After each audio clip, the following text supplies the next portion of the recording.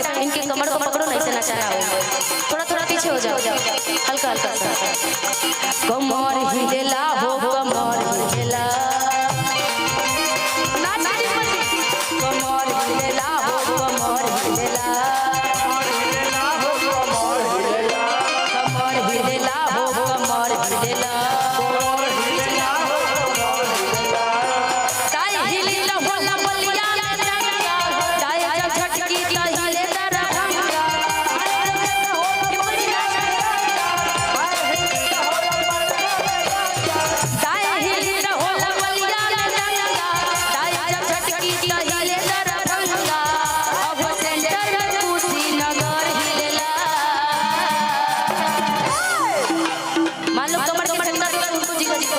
कमर से मारो एकदम बचा के हाथ गिरे ना उधर से। कमर हिलेला हो, कमर हिलेला, कमर हिलेला हो, कमर हिलेला।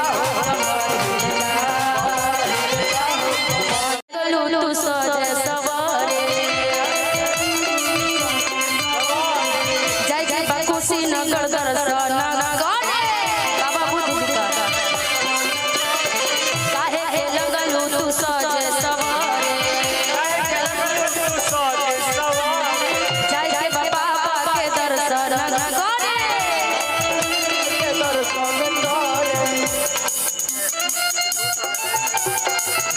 दो साल का है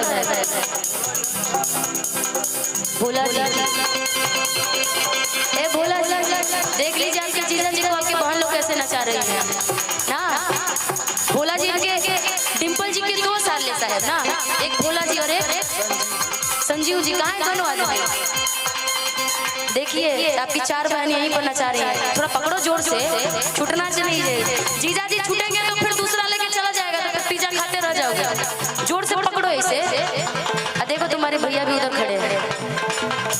बुलेट पर जीजा हो, बुलेट पर जीजा,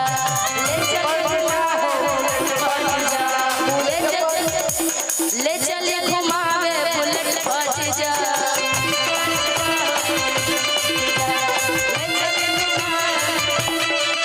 आज मानव न राउर का हल्का जीजा,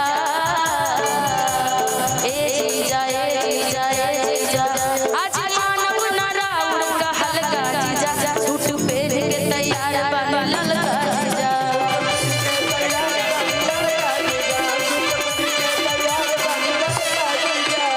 और भोला जी की बहन कह रही है क्या?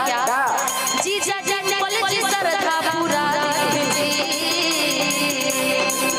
अजय जी की तरफ देखिए, पर ध्यान दीजिए। जीजा डिम्पल जी सरधा पूरा दीजिए, कुशीनगर के दर्शन करा दीजिए।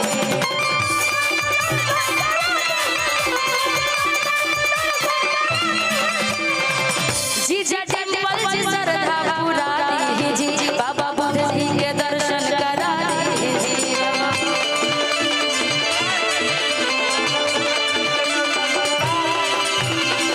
अच्छा मान लो तुमको जीजा को नचाना होगा, तो कैसे नचाओगे?